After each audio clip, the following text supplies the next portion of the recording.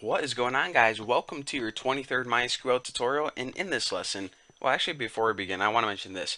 I updated the MySQL file, so if you guys want that new table, go ahead, download the file. You can get it now.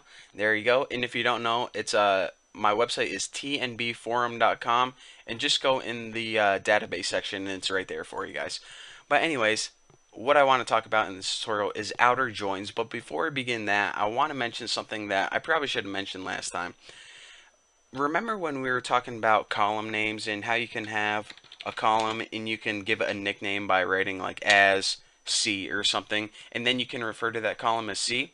Well, you can also give tables nicknames. So I just wanted to show you guys a quick example because I'm probably going to be giving tables nicknames in the upcoming tutorials, and I didn't want you guys to get confused. So let me go ahead and type the whole query, because for these it's easier if I type the entire query and then explain it. So I'm just going to go ahead and select i.seller ID, and I'll give you guys a couple. i.name and c.id.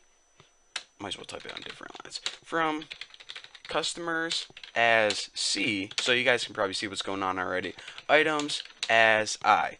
So basically what we did is, let me just go ahead and finish this before I start blabbing on. Seller underscore ID equals, and I'll just do C ID. Now let me run this and make sure this makes sense. There we go. No errors. Good.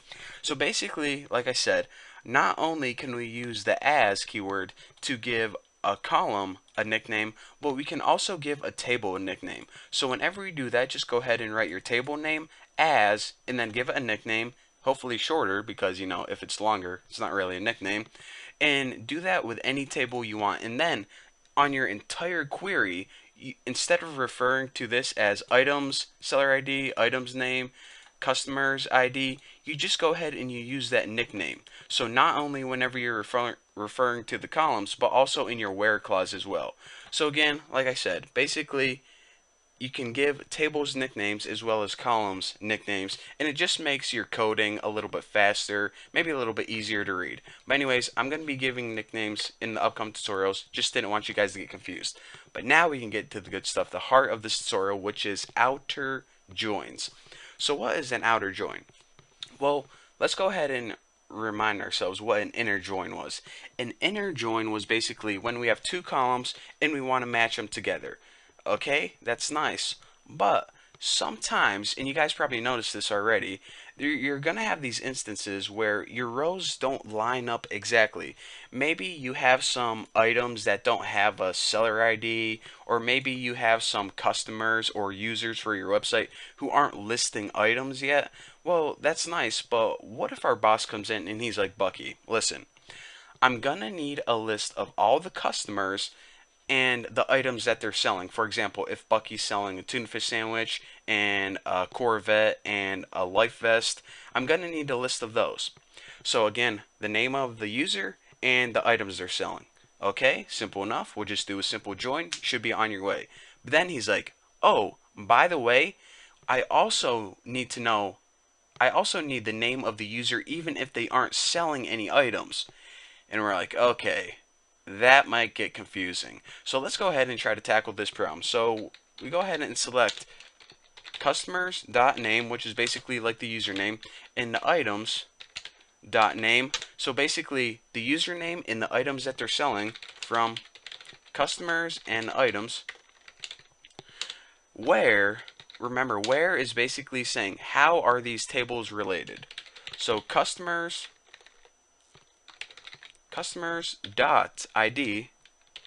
should equal seller underscore ID. So we go ahead and rerun this, go check it out. And we'll just go ahead and sort it, make it look a little bit prettier. We hand this to our boss and he's like, wow, this is looking pretty good. Wait a minute, I could have sworn that there are some more users on our website. What the heck happened to them? Some people's names are messing up. Well, the reason that some people's names aren't shown up is because they don't have any items listed right now. But what if we wanted to show them anyways?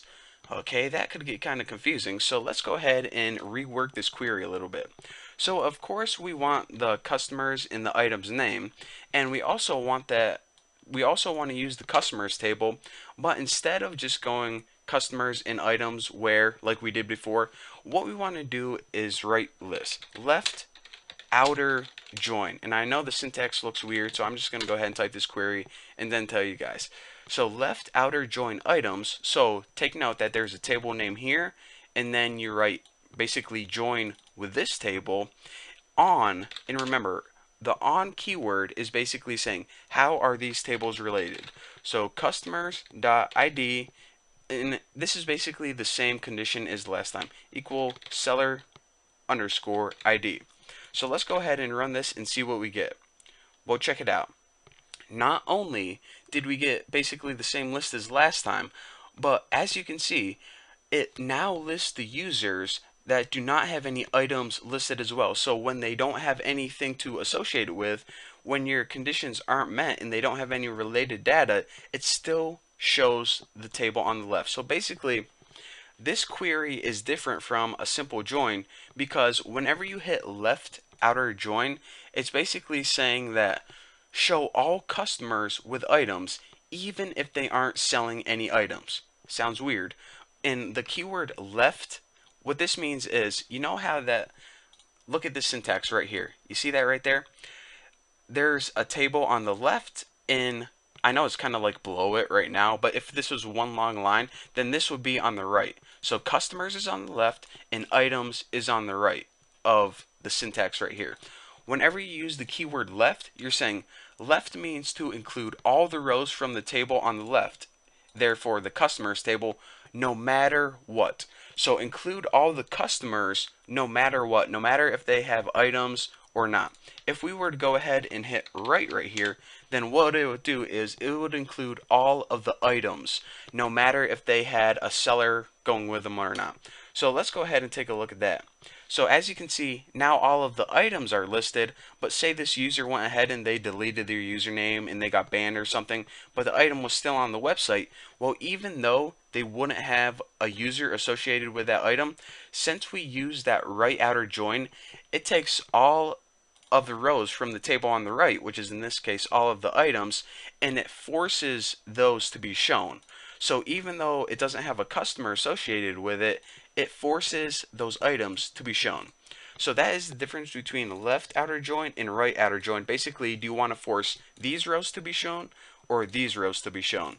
So again, that is what an outer join is. Basically forcing rows to be joined, or excuse me, forcing rows to be shown, different from a regular join where both of the, basically they have to have related data.